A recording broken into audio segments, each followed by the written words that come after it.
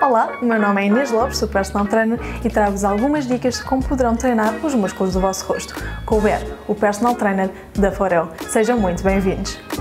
Neste vídeo vamos trabalhar a zona de contorno de olhos. Primeiro aplicamos o Serum e de seguida ligamos o dispositivo ao carregar no botão ligar, desligar. Para ajustar a intensidade das microcorrentes basta carregarmos no mesmo botão.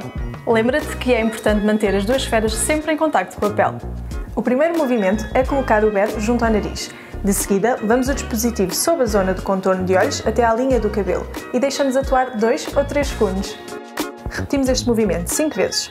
Podes optar por fazê-lo mais vezes, caso queiras tonificar mais esta zona. Colocamos o Bear junto da sobrancelha, com uma esfera na parte de cima e outra na parte de baixo. Fazemos um movimento com o Bear até ao fim da sobrancelha e depois levamos o dispositivo até à linha do cabelo. Repetimos este movimento pelo menos 5 vezes. Este movimento irá reafirmar a pálpebra e a sobrancelha, ajudando-te a dizer adeus a um olhar caído e cansado. No último movimento desta rotina, colocamos o Bear junto da sobrancelha, próximo do olho e fazemos um movimento circular até à linha do cabelo. Repetimos este movimento pelo menos 5 vezes.